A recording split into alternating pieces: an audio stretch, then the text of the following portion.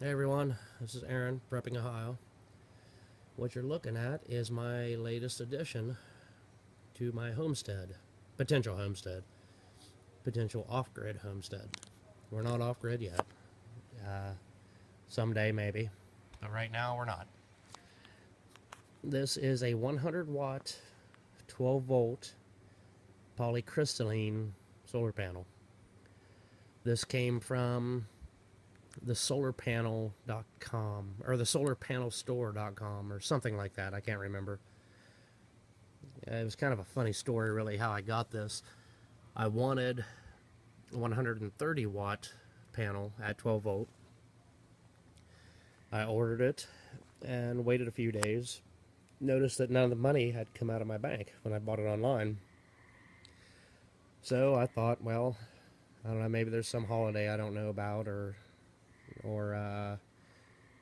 maybe it was just off season or off hours or whatever. I just thought I'd give it a few more days. And then I got a phone call that I didn't answer because it was an unlisted number. And right after the phone call, I got an email from a lady. I think her name was Lauren something. And she said that apparently the folks that make these panels had trouble getting the components for the 130 watt panels. So she offered me this at a markdown price and markdown shipping. So I said, sure, that sounds great. And I paid less for this than I would have a 50 watt panel, including shipping. So I thought that was pretty cool. And this right here, this is an old charge controller that I found out in the woods that I had used before. Well, it wasn't in the woods, but I mean, I don't even remember how many amp this little thing is. It's not anything great, really. It's just a regular pulse width. It's got 3 lights on it, green, yellow, and red. Kind of does its own thing. And I've hooked it up and I've tried it and with these, and it works. I put it on a couple little AGM 6 volt batteries in series, and it does its job. It charges. I've tested with multimeters, and it works great. Uh, as soon as this arrived, I suddenly realized that my charge controller that I have in my home is not quite big enough to handle this. So I didn't really know what I was going to do.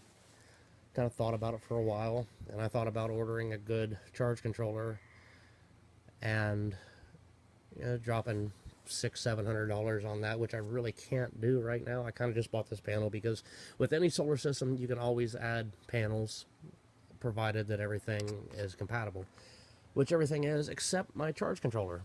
My charge controller is probably maxed out. Now I could probably take this little charge controller and just hook it in parallel with the other charge controller and it would probably do fine, but I don't want to do that. I don't know if it would work good, if it would limit stuff, whatever, so I just really don't want to do that. So what am I going to do with this? Well, I thought about it and thought about it, and with the addition that I'm doing, I thought I could have a separate solar powered system for my heating in the addition. Now, of course, heat and energy or electricity kind of equal each other out, and you can never really have enough electricity to provide the heat that you need unless you're paying a couple $100 a month from a electricity provider, which screw that, I'm not doing that. So I thought about this little wood burner I got in the garage, which will be in part 2. It's got a little blower on it, and I thought maybe this would probably be sufficient to run that. And as I looked at it, and I tested with a kilowatt meter, and it only draws at the highest like 75 watts on high to run the little blower. That would be pretty darn good. That would probably work for this. So what I plan on doing is I can still use this charge controller, this little crappy thing. It does still work. It just looks ugly, and it laid out. I don't even know where it come from. I ordered it somewhere years ago. Anyway, I can get a few more batteries, and completely dedicate this to the blower on the wood burner for the winter. And I suppose in the summer I could run some lighting or charge devices or whatever, which is pretty much all I really use my current system for. Well, what you're seeing being recorded was charged with solar. My all my phones, my kids' phones and tablets, everything's charged on solar. Well, through an inverter, of course. There's no inverter in this. I have two different inverters. One's a 1,000 watt pure sine, and then I have a 425 watt modified sine, which is basically what we use for charging all our devices. So that's kind of the plan with this. Quick talk about this. This is a polycrystalline, and it really looks like monocrystalline because they look black, but it's just because it's dark. But they're really pretty blue.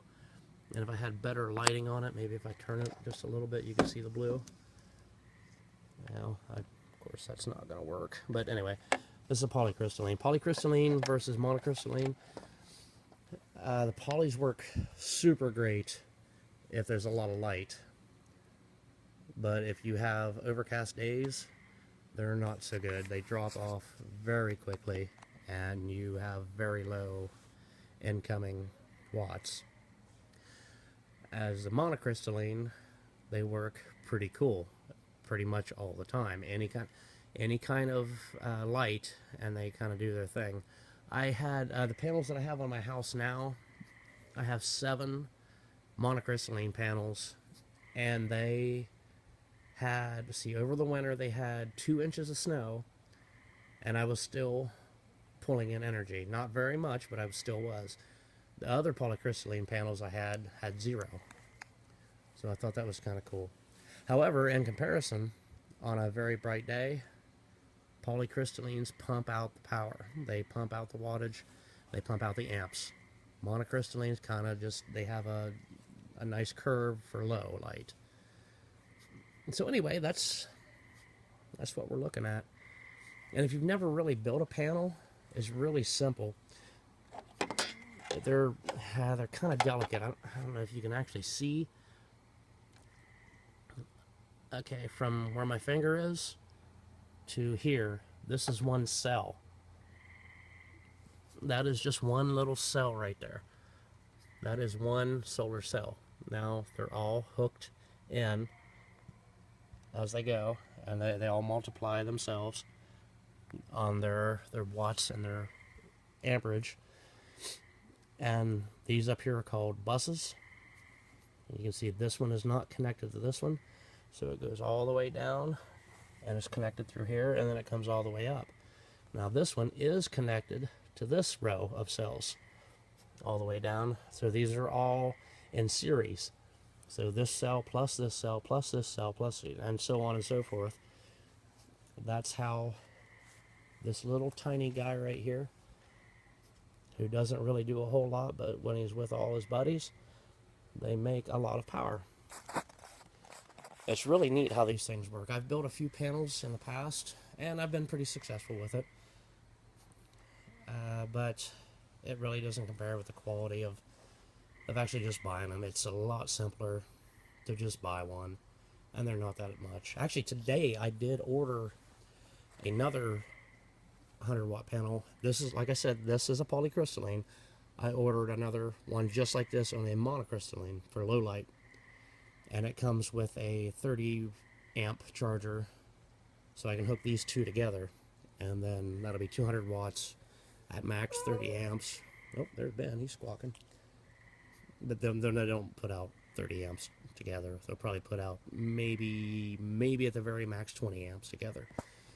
So that'll be dedicated to the blower on the wood burner, which I'll probably show you tomorrow if I get down there and drag it out and show you. And I can show you on the kilowatt meter what it actually draws, how many watts. So that's kind of cool, really. Excuse me. Kind of saved a lot of figuring and thinking and saving for a nice charge controller, which eventually I will do. Ultimately, I will do that. Get a nice. I'm kind of torn between the TriStar or the Midnight charge controllers, and I really want to go MPPT. This is just a cheap little pulse width modulator, PWM, whatever. This thing is crap, really. I mean, it does its job, doesn't overcharge your batteries, everything's good, they don't burn up, nothing melts, but they're not quite as efficient as a MPPT, multi-point power tracking. So that's what we're doing, and that's what we're looking at. As soon as the other stuff comes in, I'll do a video on those. And once I get this guy hooked up on the new batteries, I'll do a video on those. But like I said, tomorrow I'm going to try to do the video part 2 of the solar powered wood burner. That sounds so stupid to just say that, but it's what it'll be. So anyway, folks, enjoy your evening. You never know if you got another one coming. Thanks for watching.